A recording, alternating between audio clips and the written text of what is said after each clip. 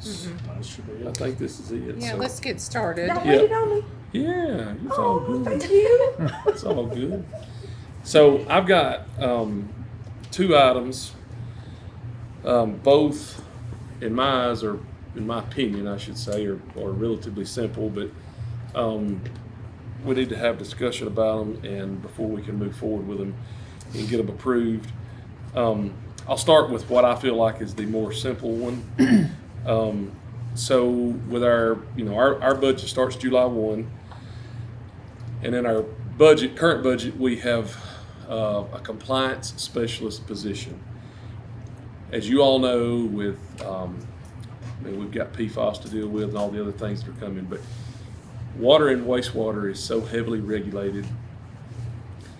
Our plant superintendents, and when I say, and I'm speaking of both the water plants and the wastewater plants, our plant superintendents spend the majority of their time meeting regulatory compliance, when that's really not what they should be doing. They should be dealing with contractors, personnel issues, making sure the plants are performing correctly. So what we did is we budgeted for a compliance specialist. We're going to, try to hire someone in, or from within, whatever. It's publicly posted job, and we got it approved at. Make sure I give you the right numbers. $77,477.44 a year. That's what we got it approved at. Utility committee approved it. Over, of course, with our budgets and everything, and then council approved it when the budget was passed, and we started the process of trying to get someone hired. So we posted it in August, if I remember correctly, just about a month or so after the budget passed and took effect. And we had three applicants, I believe, the first time, and none of the three were qualified. So I went back and I spoke with HR, and I said, hey, is there anything that we can do to make this job more appealing? Namely, the salary, because we posted it at $62,657.82. So about $14,000 less than what we approved it for. That was according to the grading that HR did on the job. Now, I think Melinda and them will, and like I mentioned earlier, I'm not here to berate HR. I'm not here to put them down. We have a really good relationship. We work well with each other. Melinda and I have had several conversations about it, and they're in need of upgrading their means of grading jobs. That's a big conversation. It is, and I'm 100% honest. I don't know enough to even speak about how they do it, what they need. That would be a conversation that we would have to have with her. I just know enough to know that they're kind of behind, I guess you could say. So the reason I'm coming today, brought this to you guys, is we need to figure out a way. Really, what I would like to do is I would like to be able to post this job again for the third time at the $77,477.44.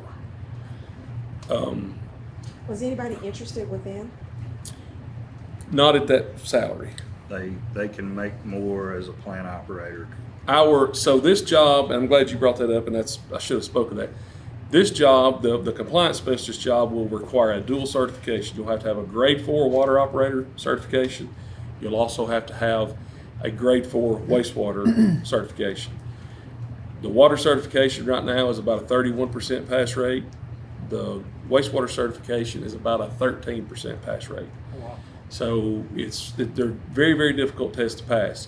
As an operator with only one of those, not both, but with just one, the base salary is $84,000 and some change. It's a lot. Now, there are some service hour differences. You have to work some Yes. holidays, some weekends, things of that nature. Nights, weekends, holidays. Right. As an operator, this job would be a Monday through Friday, day shift, have their own office, that type of thing.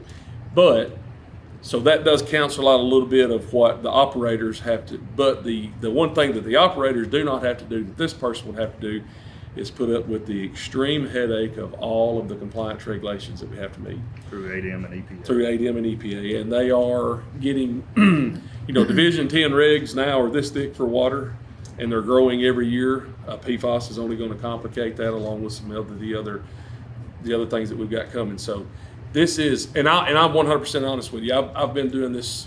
I've been in this industry for 28 years. My current role a little over 2 years. I would not take it for 477. There's no way I would do it. It's a major headache.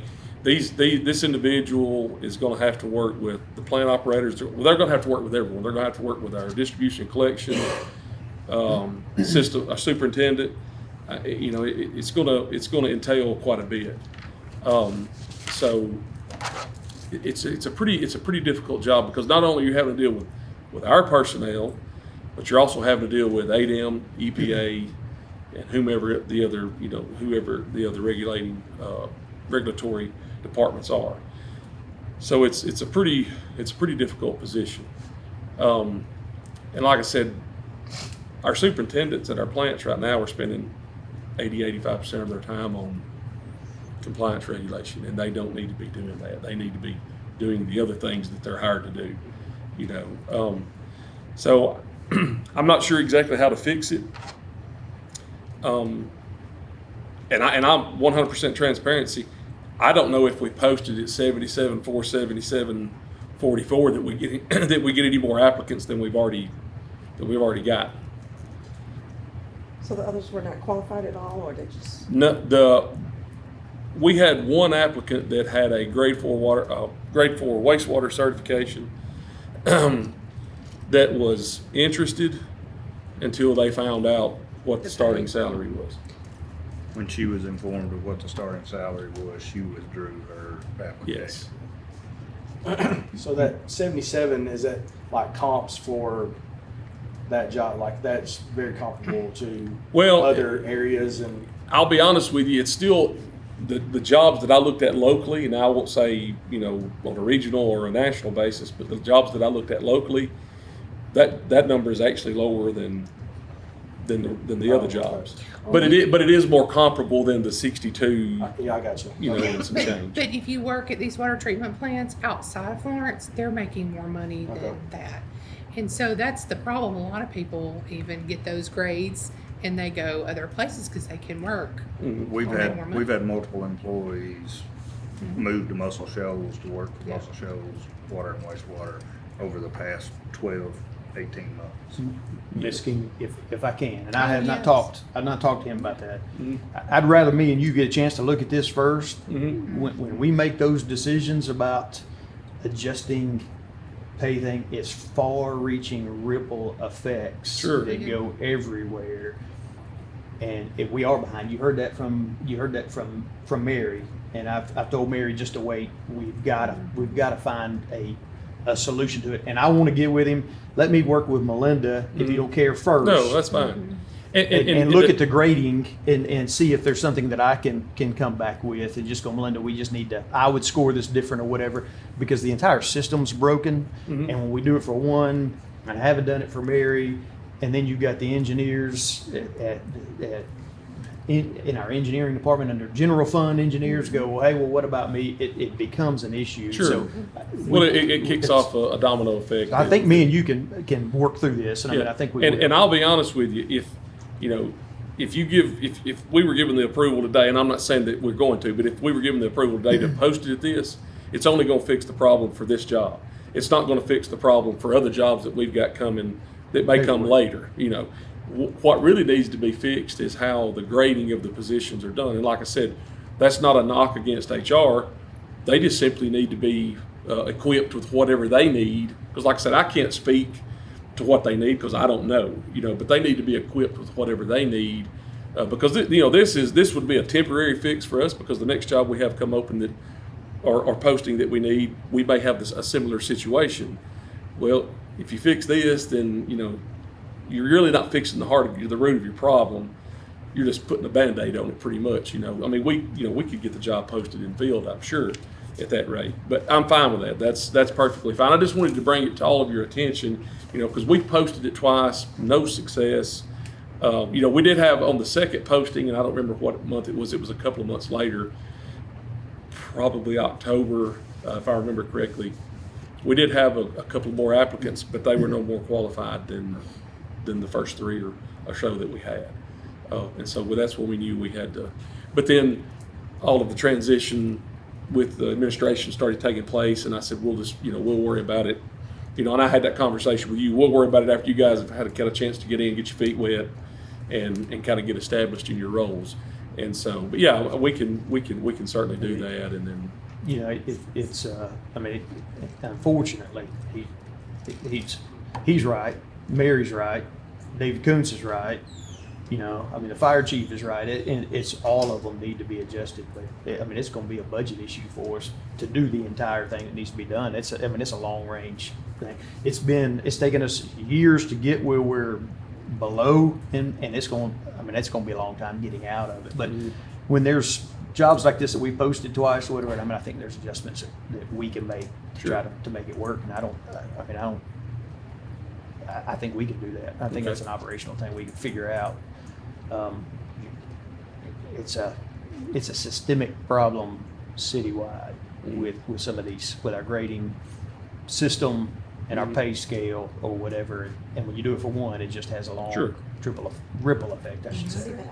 sure. Y'all bear with us. You and I get together. Yeah, we meet that's again. fine. We can- Monday's our next one. You can send me Yes. send me the job description. Yes, All I'll that give you the stuff. job description, and Yeah, of course, yeah. I've got a copy of the postings and all Yeah. that. So yeah, I'll get all that information to you. So we're gonna table this part. If you this can, portion that'd be until if you can, that'd be sync great. up. Yes. Not a problem. Not a problem. That sounds good. Well, for me, it's not a problem. Yeah, I'm fine with it as For well. y'all. Yeah. Yeah, because Yeah. we've been working on this since August, so a little more time's not going to hurt us whatsoever. All right, so we'll just put that aside for the time being. The second one is the County Road 103 project that you and I have had a few conversations about. Mayor, we'll get the committee up to speed. So, from a 10,000-foot overview of this, we've got an opportunity to sell East Lauderdale Water Authority, supply them with all of their water. Their contract with their current provider ends, I think it's in 2027, if I remember correctly. And they would like to, they've approached us with the idea of being able to purchase all their water from us, which is great for us because it does a few things for us. We have two 12 million gallon a day plants. On some days we're only running 3-4 million gallons a day out of those plants. So it gives us a chance to kind of optimize our productivity and also put our plants to full use. Well, this won't bring it to full use, but another 1.5 million or so gallons of water. The second thing that it does is it generates another stream of revenue for us, and we all know we've not actually had any conversations as a group about PFAS, but y'all have all heard what we're facing. And so this is another way that we can spread this source of revenue. We can spread the cost of PFAS across that instead of basically putting it all on our customers and the rates. So this project is County Road 103, and Where is that located? so I was going to tell you, I'm a landmark guy. Yes. So this is the road that goes beside what I refer to as Uncle Charlie's Flea Market, also Arx Mortis, Oh, yeah. Spook House, or whatever you At call school. it. Yes, right there. Across from school. So y'all all know we just recently completed the 1.5 million gallon tank. It's been online now a couple of years, and so we're in really good shape as far as that goes. Plenty of pressure, plenty of volume in the area. This line would be almost a direct tie-in. Well, it would be a direct tie-in to that line coming off of that tank. What we're proposing is we're running a new line, and I'll get you all copies of this. I should have brought you all copies. But this project is a $1.88 million project. We're going to spend we'll just round it to 1.9. Let's just say $1.9 million to run a new line, set a new point of sale meter for East Lauderdale Water. They in turn are going to spend several $1 million upgrading their system in order for all of this to work and take place. They've got some bottlenecks in their system where they really choke their volume and their pressure down, and they're going to have to go in and fix that. What they're asking of us is to basically have like an MOU between the city and the water authority, stating that we're going to spend the $1.9 million. They're going to spend whatever their amount is. It's several $1 million. I can't remember. I was thinking it was like $8 million that they're going to have to spend. But they're wanting that, and what they would like to do is enter into a long-term agreement with us to purchase water from us. The way this works for us is we have that long-term agreement. We have a 5-year agreement, 6-year agreement, 7-year agreement, whatever we can negotiate and work out. Here's our problem. The $1.9 million that we're going to have to put up, our current ordinance states that any developer or owner has to pay that money up front. What I would like for us to do is to change the ordinance, add language to the ordinance, whatever we need to do. Of course, we can get with Mr. Musgrove on that. To not exclude water authorities, but give us the capability to evaluate on a case-by-case basis what we could do to help with a project like this, or other projects like this. Now, this works for water authorities. We sell them wholesale water, so whatever language needs to be added to that ordinance. What I'm here today to ask you guys is your approval to move forward and get Mr. Musgrove to start working on that language. This is a very beneficial project to the city. It's very advantageous for us. I've ran the numbers based on what they're going to purchase from us. We're going to spend about $1.9 million. We should recoup that money in about a 30-month period. And then after 30 months, we're putting money in our pockets. Now, it's not pure profit because we've got money to produce the water, treat it, and convey it. But, after, let's just say 3 years, we've recouped our money, and now we've got that source of revenue coming in to help offset some of the costs that we're going to incur with this PFAS. Do you have numbers of that revenue? Yes, ma'am. Well, here's the thing. We don't have exact numbers. That we know they're going to purchase right now. They're at 1.2 million gallons a day.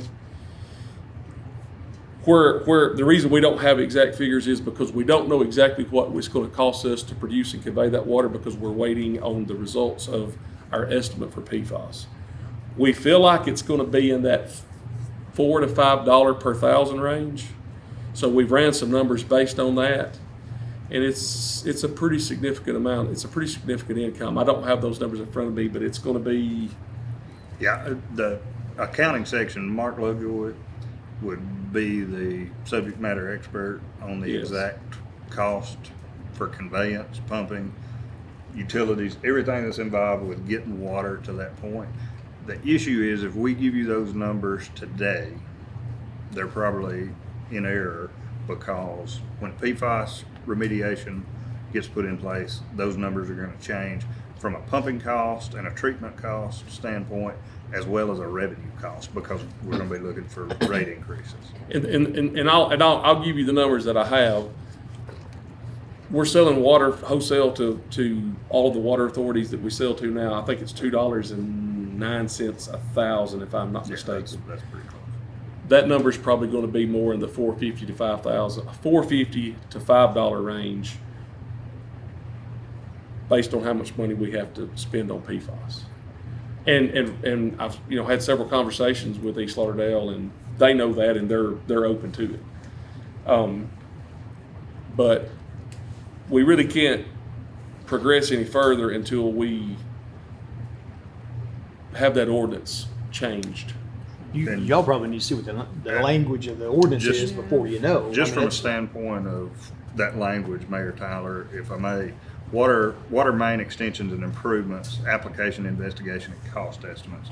when any person, and that's how the language reads, when any person shall make application for water service on a street or in an area where water mains or other improvements have not yet been installed, the management of the water department shall initiate an investigation and shall secure an estimate of the cost and feasibility of extending its water lines or other improvements to serve such applicant.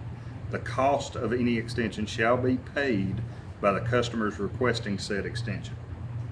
And it goes on to discuss cost and how those funds are paid. If a quotation comes in below $5,000, the water department requires payment in full on the front end. If a quote comes in above $5,000, the customer has to pay 50% down, and then at the completion of the project, that customer pays the remaining 50%. What Tad is asking for, if I may, is for the utility committee and or the council eventually to look at that language and say, okay, we want to address neighboring water departments, neighboring water authorities on a case-by-case basis. Traditionally, they've been treated just like a developer of a subdivision, somebody that's doing something for profit. They're not really doing this for profit. They're selling water. West Lauderdale sells water to the central Waterloo area, Chisholm Heights, everything up around Wilson High School, from Shoal Creek all the way over to Cloverdale Road in some areas. You have Green Hill that serves up the 43 corridor in that area. East Lauderdale serves a big area around Center Star, Lexington, Anderson, down to Rogersville, and of course Rogersville has their own. So you have a lot of neighboring water authorities. The only other, some of them use wells, and that's what East Lauderdale is currently served by, is a system of wells that is owned by a private entity. They're wanting to get away from those wells and start purchasing water from us. Currently, we sell water to West Lauderdale Water Authority, Chisholm Heights, Green Hill. Yes, and we do have a current connection with East Lauderdale. It's just not big enough to supply them. With the volume. And they purchased, I think it was less than a month ago, we had to cut them on from. They got an emergency situation. Had an emergency, and we do sell to them in an emergency situation currently. But like I said, they're looking at. With that system, you can't push the amount of water that they're Correct. getting out. Correct. Or What they're going to require Yeah. is going to require upgrades on their part as well as this extension. On our Right, I got you. What we would like to do, if you all are agreeable, is involve our department, our accounting department, and our consulting engineer to evaluate these projects on a case-by-case basis. And the reason being, just like Will alluded to, accounting can give us the numbers. This is what it's going to cost us. This is what revenue we're going to generate, so on and so forth. We look at it from an operation and maintenance standpoint, our department does, as well as the numbers. But then also our consulting engineer would provide us with cost estimates, things of that nature on certain projects. So we would like to take those three. It's a kind of a checks and balances. That way one person does not make the call on whether you do this project or whatever. You've got a series of individuals, a group of individuals that would make these decisions. Similar in nature to what we do with the sewer cost sharing fund. So it would be like I won't use the word committee, but it would just be everyone would have a part to play in it. So that's what we're asking for on that. We're looking to change that verbiage, add a clause, whatever needs to be done to that ordinance to allow us to evaluate, the neighboring water systems that we sell wholesale water to or have the potential to sell wholesale water to. Why don't we work on the language, pull the numbers, and get a product that we can bring to them and go, we want you all to consider this. Yes. Well, I wonder if we're early coming to them, because I can tell Musgrove draft the language and let's come up with a contract and have you guys pull the numbers from Lexington. We can make the numbers look like this is going to be, they'll pay us back in a certain amount of time. We'll require them, hey, we're going to charge you for a certain amount or whatever. And then we get all that language and then we let them see the language and explain to them, hey, this is what we want to present to full council. And that, I guess that's what we're here today is and I'll get you the numbers that we currently have, what we're currently selling wholesale water for, based on what the estimated consumption of East Lauderdale would be. And I can also get you an estimate of what we think the rates are gonna go to, and that'll give you some numbers to kind of base it off of. But, bear in mind, those may vary slightly depending on, because we just don't have that number nailed down yet, because we don't have the results from our pilot studies and a solid estimate of what PFAS is gonna cost. We know it's gonna be in that $135 million range, but, it could vary one way or the other. We should know the results of that. We mentioned that earlier. We should know the results over the course of the next month with that. We expect the pilot studies to conclude somewhere in the next 3 to 4 weeks. So we should have a more definitive idea at that point. But yes, I can put some numbers together based on what their expected consumption is going to be, at our current wholesale water rate, and then what we expect. And I can email all that estimates to you guys, and then that'll give you an idea of what kind of revenue we would generate from this project. And then we can go from there. Yeah, well, we can work on language. Meanwhile, Yes. what we need to address in the ordinance to get it updated, and then you all would need to see the draft ordinance, that's how we amend it, and what it would look like in order to be approved. So, To give it approval, and then ultimately that would, need to go to council for that. absolutely. Yeah, and they all would be the Yes. ones kind of Yes, but this help is, the full council understand. I always what's consider this step Can you one. send us the ordinance? It's not, we don't have it, we have the old one. We don't have the new old one. That's what I'm saying. Yeah, Yes, we don't yes. have the new one yet. Right. That's the particular. Right. You want that copy? Is that just you? I can Y'all need go one? make Y'all want multiple. one? You want me to go make multiple? I'd just rather you email it to me, Sure. honestly. We can do I want that. a mint. We can, I want we a hard can, copy. we can, Okay, I'll we'll- get I'm old school. and we can highlight, Understood. we'll No problem. highlight the section of the specific language that we're talking Well, I was about. just gonna print it off myself. If you could do that, and then maybe even, I didn't know he was leaving. Make a let language us right. know when you get the language right, what Yes. you want it to say, so we can Yes. see. And Billy, a the red line, difference. the new. That's so right. we can- Yes. so we Yes. Compare understand. the two, yeah, yeah. And like I That's said, what I it don't, does. I don't necessarily know that there's a change necessary, but there would need to be an additional clause. In the ordinance. In the Yeah, we'll have to ordinance. amend it. Yeah, right. yeah, it would have to And be I think amended I either think way. it needs it, but Which- we need to come up with some draft language for you all to Yes, review. yes. Sure. But I'll put those numbers together. I can work on that. I should have that pretty quick. I should be able to put those together tomorrow. I'll get with Heath. What's your timeline on this? I mean, maybe that's There- what we need to know. And the reason we're doing it now is because here's the thing. Their contract expires in 27. Our project is a 6-month deal. We can do the $1.9 million. It's not an issue on our end. What they've got is a little more extensive. They've got some engineering that they've got to do, and then their project it's going to take them the better part of 2 years to get it. So that's the reason we're trying to kind of get this MOU or whatever in place. They just, basically they just need a statement, saying that the city's going to spend this money, we're going to spend this money, and then we're going to agree on a long-term contract at some point over the course of the next year, But that's the only way that it works for us, is if we have that long-term contract in place. We've got to be able, and they're agreeable to that. They're agreeable to that. So we'll just do that. I'll get some numbers put together. I'll email all of that to you. We'll get you a copy of the ordinance as it currently is, and then we can proceed from there. You're quick.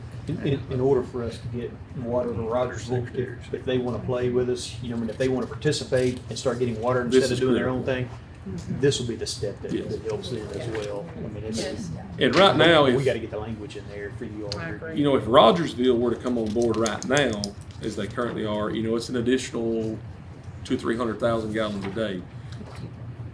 They're less than Lexington? So you're talking about 1.2 million for Lexington per day, and Rogersville Oh, well, would be- it's now when I say East Lauderdale, that's East- all of East that's Lauderdale. Lexington, Okay. That's not East all of the Lauderdale. Center Star area. Anderson. It's pretty much Okay. everything Elgin. from yes, Elgin. It's Okay. pretty much from Blue Water Creek at the Polo Fields that whole area. to Second Creek to Rogersville, and then it goes north to Lexington, over to Anderson, and then back south. Yeah. And they actually come. We even crossed jurisdictions or touched jurisdictions in the Antioch, Center Star area. So they, East Lauderdale does come east some past Blue Water Creek. But with Rogersville, what you're talking about, gallons per day that they're using, but that's gonna increase with all the. Oh, development. substantially, yes. And the reason their developments have not taken place is because they don't have the water, you know. And so we're just kind of in limbo with them right now. But you know, Do we know when their contract is up?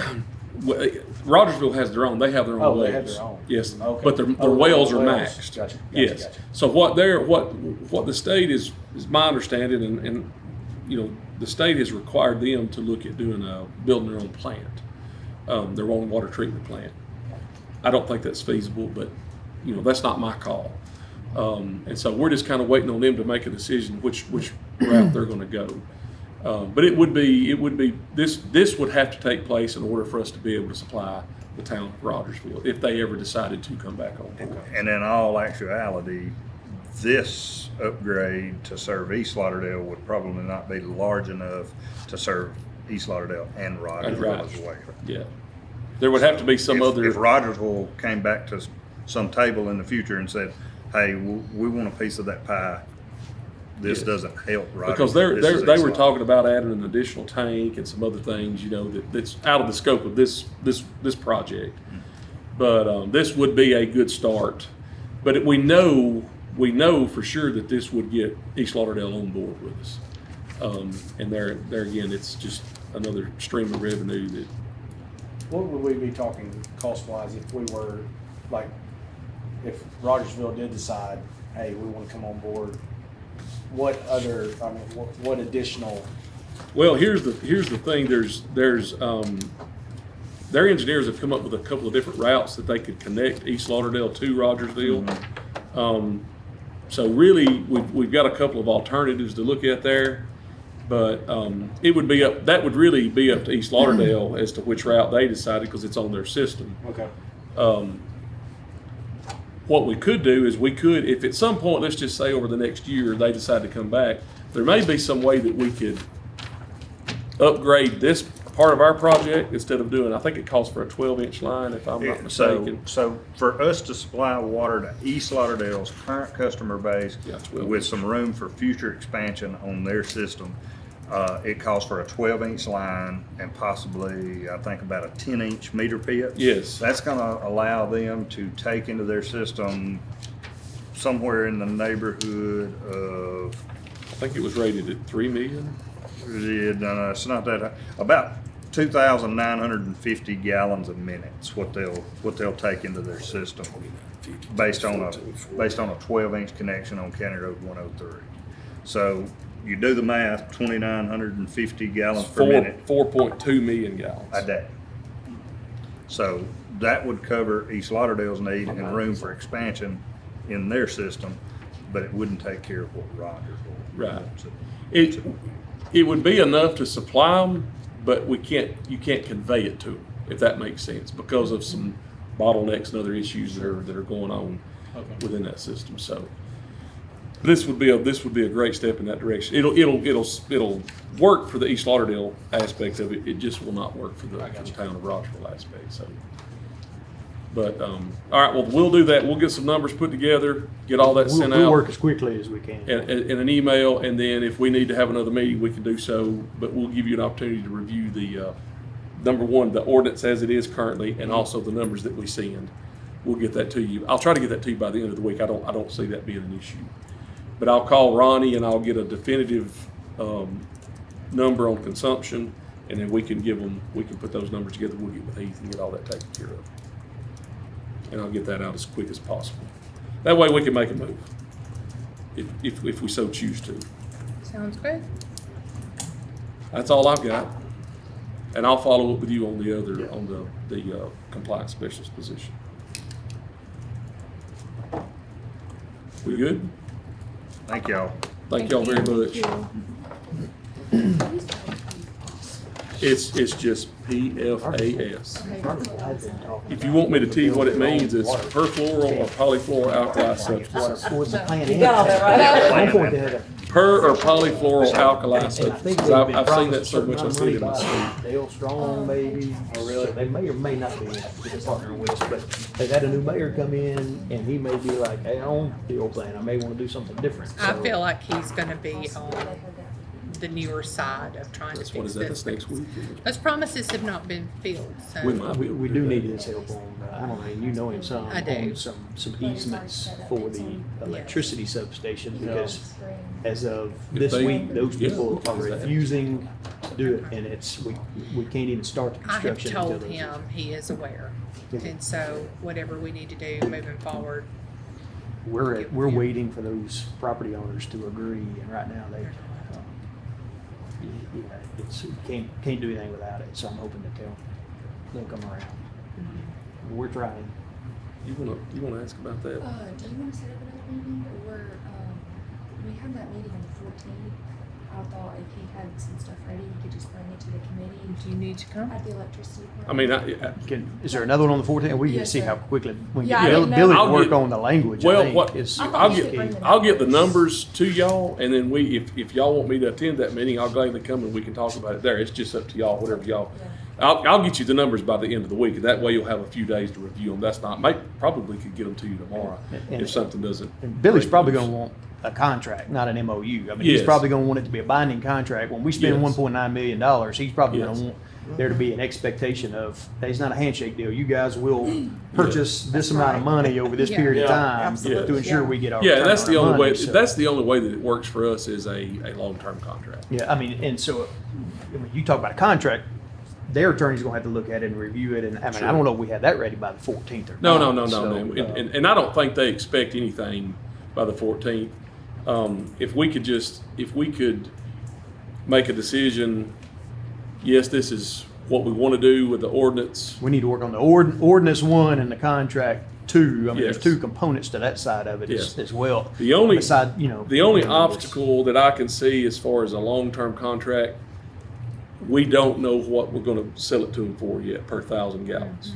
And we may not know that for another couple of months, but, you know, we can get those numbers. I still think as long as we work as quickly and as efficiently we can, we still can work it out, you know. We won't have I mean, even if we started construction, there's a whole lot going on with the PFAS stuff.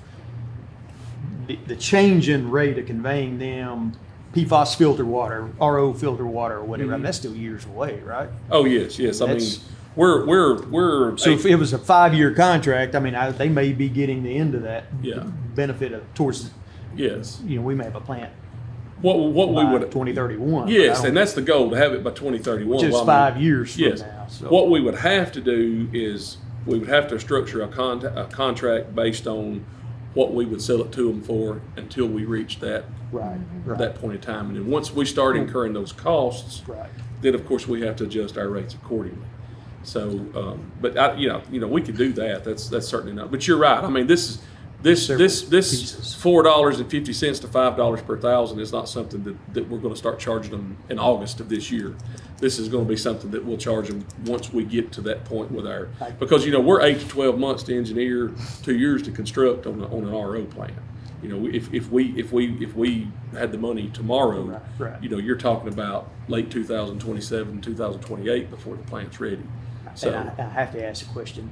If we sell it to them at $4.50, $5, is that more or less than killing? Because that'll be an issue a question that comes up. How much are we selling water Well, to killing for? Is that the same? now, Killen is technically a part of Florence's system. You're I thinking got you. about residential rates Yeah. versus a Oh, wholesale. the wholesale. That's or where I'm a looking. commercial. Okay, I'm Yes, sir. trying to Yes. anticipate Yeah, questions and I people get don't have. I get Okay. exactly where you're at. You know where with it's it. coming Yes, from. we thought about that as Okay. well, right, yes. And as we Okay. move through this PFAS issue, there are gonna be conversations had with you all first about what do we go to rates to. Yeah. Councilmember Simmons has heard my side of that. Mine's not nearly Yes. as rosy as. And I'll be Something 100% like honest with you. Over the course of the next few months, we're going to have a discussion about increasing rates anyway. Right. Once the pilot study for PFAS. Yes, we'll know more. Like Tell I us said. who's doing the pilot study. Tell them what all that is. I mean, I know we're all. Yeah, this will trying take to 2 go. minutes. So the pilot study that we're doing is performed by a couple of companies. Ovivo is one of them. Calgon is one of our firms that are participating in it, and then Rotec. Rotec. And all it is basically is it's a scaled down version of what we're going to do at some point in the future. They basically bring it in on a semi type trailer, We furnish them power, they hook it up, and they start using our water out of our source water, our raw water, and they start running it through and seeing what the results are. And I'll tell you this, because we had a conversation about it. They're scaling up. We're already at 93% removal. This pilot study's been going on since prior to the holidays, 1st of November, end of October. We're already at 93% removal. We know it will work because a similar pilot study has already been performed on most shows we treat the same water. The reason we have to do a pilot study is because ADM and EPA will never permit an RO plant unless you have a pilot study proving that it's going to work. So that's kind of what, that's a 10,000 foot view of it, but it's just basically a scaled down model of what we're going to use and what we're going to do to remove PFAS. And we know it works. Like I said, we've scaled up, but what we have to do now, they went to 93%, I think Monday of this week, but it's got to run for a period of time. We have to see where breakthrough is, all the different things that are associated with it, collect all the data. And we've spent around, we've got a $477,000 grant from ADM, which we've not received yet, but we hope to receive. We've been approved according to what we've been told. And of that $477,000, we've spent about $125,000 so far on this pilot study, minus our engineering costs. But that's kind of where we stand. And that study usually runs for 90 days. And once we get to the end of that 90-day window, then our engineers will be able to take all of the data, all of the results, and be able to get us a cost estimate put together to what it will do to upscale that and put it, How are they removing those? they're using Reverse osmosis. reverse osmosis. And we're also doing a pilot study because RO basically, you take, for every 10 gallons of water you run through an RO system, you get 9 gallons of treated water, but you get 1 gallon of reject or concentrated. That 1 gallon is heavily, heavily concentrated with PFAS. Well, normally you just send that to the sewage plant and back into the river. Well, we're not doing that.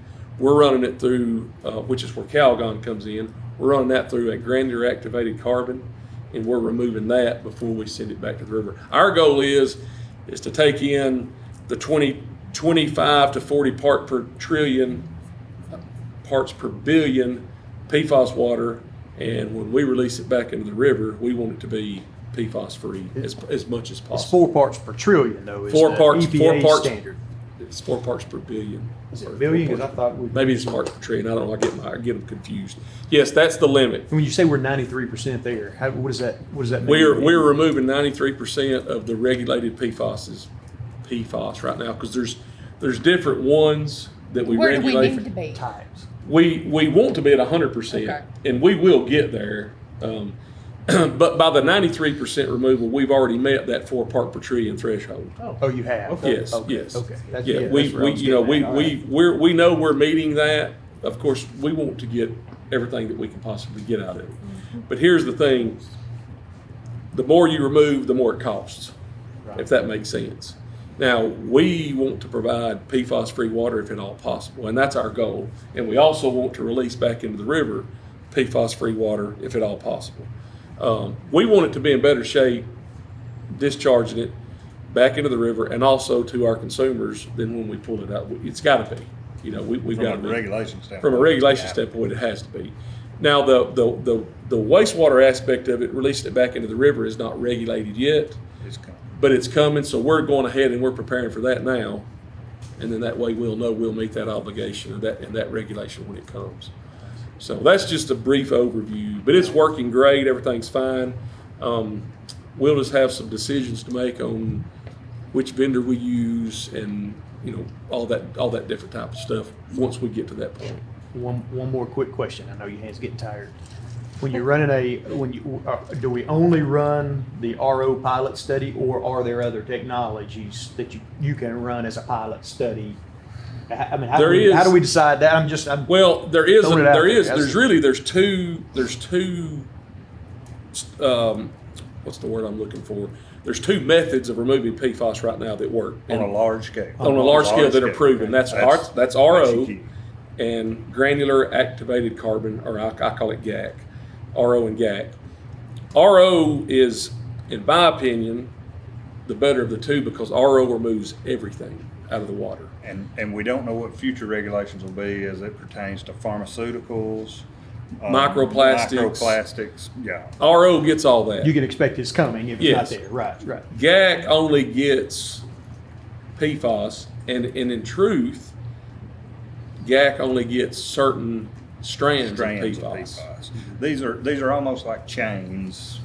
They are. Yeah, They call them chains. it's a carbon fluoride bond that's it's known as the forever chemical. It's hard to break. And GAC will work, and GAC will get you to that But threshold. certain chains break through granular Quicker. activated carbon Yeah. really, really quickly. Therefore, you have to take your carbon out, you have to send it and have it incinerated to get rid of the PFAS, then they bring it back, and it just costs you more money. From a maintenance standpoint. Yes. So here, basically in a nutshell, here's how it works. GAC is cheaper up front, costs you more in the long run. That's what I was about to ask. RO And, is and, it, sounds and like it it's does not cheaper up capture front. as much yes, stuff. right. Okay. And it Okay. does get you to where you need to be, your threshold, Okay. but it does not get everything. Gotcha. RO is more expensive up front, cheaper over the course of a 30-year period, and it removes everything. Sounds like that's the winner. The water will not even conduct And electricity cost-wise, Water does not conduct electricity after the RO process. after the Yeah. RO process. that's right. I mean, wow. But we have the best of both worlds because It's we have the completely creek. stripped. It's just We have the water. creek plant that has all the minerals and all the things, and so the areas where the creek and the river, treated river water cross, we're reintroducing those minerals and the things, you know, that RO removes. You know, and to give you a really quick cost estimate, we estimate RO at 135 million.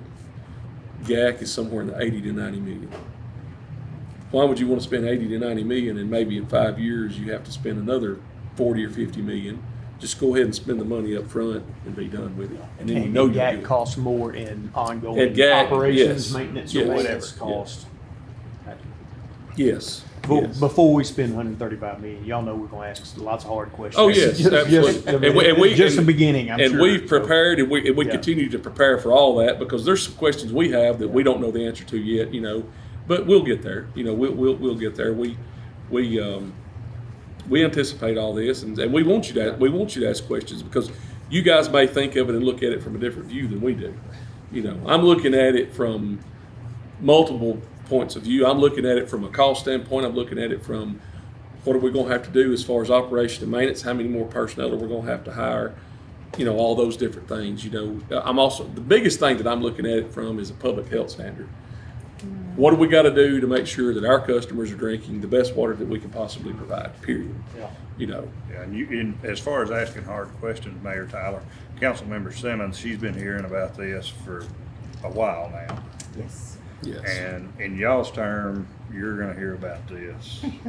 Unfortunately, There's a whole lot We're gonna be more. walking around with a drum just banging it. and unfortunately, That's the it will only tune fall. that's coming out. It will fall to this administration to make those tough decisions and spend the money. But I mean, it will be. We gotta keep our people safe. Well, you That's do. the You, bottom. you, You, that's, you want healthy water, Well, safe drinking that- water. It's about as basic as it can get. that, and you've got to meet the EPA's Standard. mandate. Unfunded mandate. Yeah, unfunded mandate. Unfunded mandate. 100% unequivocally. No choice, right? You have to do it. Yeah. If there was a choice, we would be hunting an alternative, Yeah. but it's Yeah. just it's just not there. Let me ask you this real quick. So let's go with the 135. Let's just say it's 135 million. Mhm. Where do you project, like, down the road? How long down the road before we would have to upgrade something in that Those system? the filters have now the RO filters and stuff have to be replaced periodically, but I think from what we've read, from what I've read, the research we've done, the plants that we've toured, some of the things, all the different things that we've looked at, you know, overall you got about a 25 to 30 year life Okay. on this stuff. Now, there's things that will go Sure, wrong and tear yeah, up and yeah. break because it's all mechanical, and Sure. you have to replace those as you go. But I think as a whole, you know, you get that 25 to 30 year life out of it. But if Before you you do, have to do like a full overhaul. yes, Right, but and if you do everything. the things along the way and you operate and maintain it like you should, you know, they'll go beyond that. You Right. know? And from an operational and construction cost perspective, just know that West Morgan East Lawrence currently operates a reverse osmosis plant to remove PFAS from the Tennessee River water that they pump. Muscle Shoals is in the process Yes. of heading toward a reverse osmosis plant Correct. to remove PFAS from the river water that they pump. It just, And you'll have a consultant who's advising you on some of that. I mean, it's not just you guys. That- Right? no, We're correct. gonna do this. I Hey, mean, there's a, we are absolutely not Yeah. the subject matter right, experts. right. Yes, Yeah, yes. right. We, this is any training that we go to, any conference we attend, this is always a point of emphasis that they talk about, because it's for a long time it was disinfection byproducts, and then when the whole Flint, Michigan issue happened, it became lead and copper, and now they've transitioned kind of from lead and copper over to the to the PFAS. So y'all are welcome to come anytime and look at the plant. I know we've talked about it, and we're gonna do that. I think we'll probably wait till it gets a little bit closer, warmer weather. And then, of course, if you guys wanted to see a PFAS plant that's already in operation, I can make that happen. We can call Miss Janice at East West Morgan East Lawrence, which is just an hour drive, and we can go, and she'll gladly show us anything that. And she's been absolutely wonderful to work with. She's given us valuable information. How long have they had it? Let's see, I'm gonna say 5 years. First 5 to ones, 6 yeah. years. They were the first ones. to Ground get- zero They were almost. ground zero. Yeah. Three. And their levels were Way higher. 600 and higher, where ours are 25 to Yeah. 45. Yeah, So 'cause they're it's- right there. they're I mean, Correct. they're pulling that's from the correct. source. You are correct. They're right there on top of Yeah. each other. Whereas us, the old adage is the solution to pollution is dilution. We're diluted a little bit down the river. Right. But yeah, it's If Rogersville had to build a water treatment plant, it'd have to it'll be an have, RO. it'll have to It would be. have to So, I be. mean, it's gonna be. It'll have to be comparable PFAS price. compatible. Yes, PFAS ready. And if that's not something that financially makes sense, eventually they'll be buying water from us if they wanted to Correct. clean water out. Well, you there. got to look at it for them to build. They'll this, have to meet the regulations. Yeah, for them to build a treatment facility is millions of dollars. They've got 2,100 customers. How do you, unless there's some kind of match there, how do you? It's just not financially advantageous for them to do so. And from a well perspective, it's really like throwing darts. There are wells in Lauderdale County that are contaminated with PFAS, and there are wells in Lauderdale County that are not contaminated with PFAS. Yeah. But it's Yeah, right. But it's just. But you don't know. You don't know, and No. it's just, hey, when does this happen? And once it's there, it's a forever there, chemical. yeah. It's there. And there's, it's like I said, that's the reason it's known as the forever chemical. It's Dark Waters is a really good movie on Netflix. If you've never watched it, it's a really good. It kind of gives you it's not a documentary. It's actually a movie, but it's a really good. And it's pretty historically accurate, I guess you could say. But it's a good movie to kind of give you a background on how it all started and all that good stuff. So, all right. Thank you. Thank Let y'all. us know if you need Appreciate to it. come the 14th. Let me know. We'll do that. I'll get those numbers to you, and then we'll go from there. Sounds great. I'm gonna email